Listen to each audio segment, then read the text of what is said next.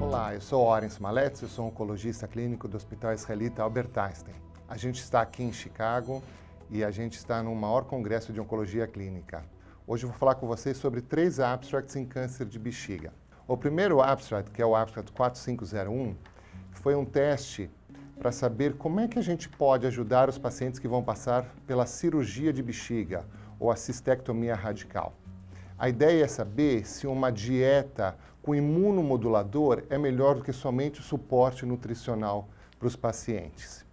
E o que eles fizeram? Eles randomizaram 203 pacientes para fazerem ou suporte nutricional clássico antes da cirurgia ou uma dieta imunoespecializada que continha L-arginina, ômega 3 e alguns nucleotídeos. E a ideia era saber se os pacientes que recebiam essa dieta imunoespecializada, se eles tinham menos chance de complicações com 30 dias depois da cirurgia.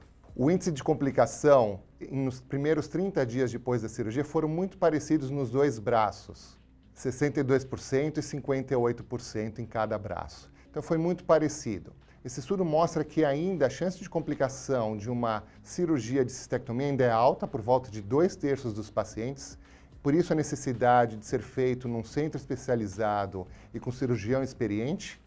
E uma dieta que tenha um imunoestimulador não conseguiu melhorar além do suporte nutricional, que ainda é essencial para que esses pacientes não tenham complicação no pós-operatório. Vamos falar um pouquinho sobre uma das drogas que a gente tem utilizado nos últimos anos para câncer de bexiga, que é o enfortumab vedotina.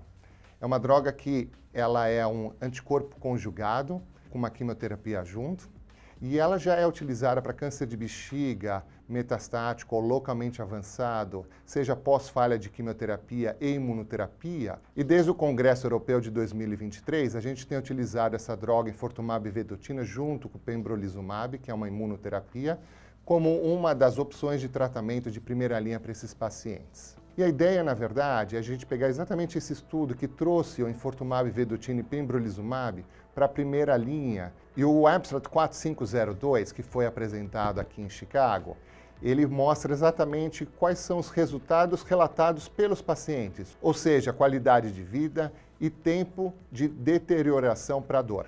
A ideia, na verdade, é que essa combinação ela não foi diferente em relação à quimioterapia à base de platina, ou seja, a gente sabe que a combinação de enfortumab vedotina ela é superior em termos de resposta, em termos de sobrevida global em relação à quimioterapia à base de cisplatina. Isso foi demonstrado quando o estudo EV302 foi apresentado ano passado. E agora, na ASCO desse ano, a gente vê, em termos de qualidade de vida, que você não tem uma diminuição da qualidade de vida quando você dá essa nova combinação para os pacientes.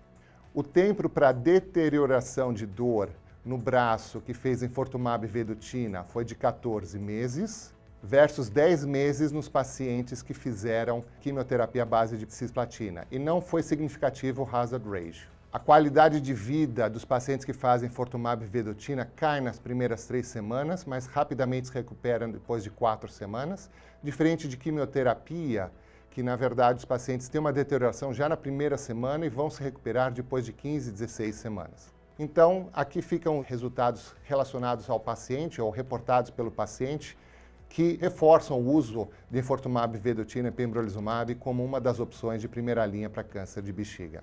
Ainda sobre o enfortumab vedotina, foi apresentado um trabalho de farmacocinética. Como a gente sabe, o enfortumab vedotina é uma das drogas novas para câncer de bexiga metastático ou localmente avançado. E a ideia que foi apresentada pelo Daniel Petrylak aqui em Chicago era saber exatamente se existe uma correlação entre a exposição a enfortumab vedotina e os resultados que os pacientes têm. Foram 296 pacientes avaliados em 3 estudos com enfortumab vedotina, o 301, 302 e o 303. Todos os pacientes receberam enfortumab vedotina, só que em diferentes doses, e muitos deles tiveram até redução de dose. Cerca de 40% dos pacientes reduziram a dose de 1,25 para 1 e 13% dos pacientes ainda foram para redução de dose de 0,75.